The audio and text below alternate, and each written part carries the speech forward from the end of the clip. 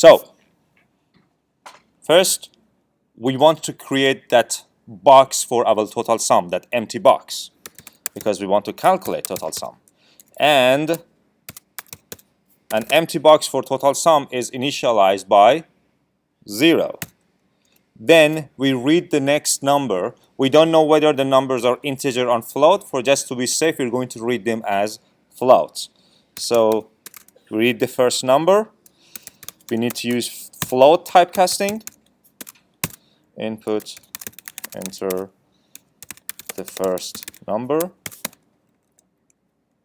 Now we can enter the loop while number is greater than equal 0, because the program needs to read positive number. It's not clear whether 0 is inclusive or not. So we just say, hey, 0, it doesn't make any difference in summation. It's neutral, so we just include it. Inside the loop, the first thing that we do, we add the first number, or basically the number that we currently have, to total sum.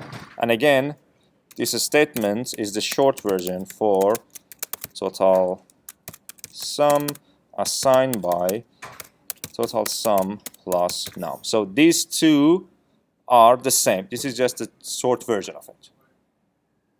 All right? If you feel more confident writing this way, write it that way. Doesn't make any difference. Now that we have added the number to the box, to the total sum, now we can read the next number. And it's exactly the same as here. You can say enter the next number. And then we keep reading, we keep doing this until user enters a negative number.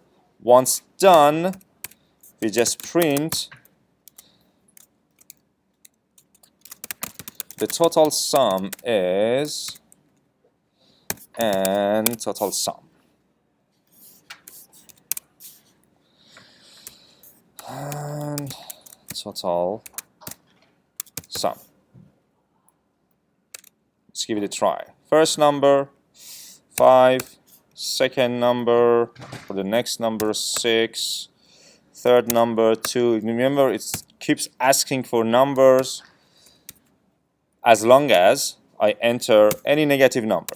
Let's say negative 3, then it gives you the total sum of these numbers.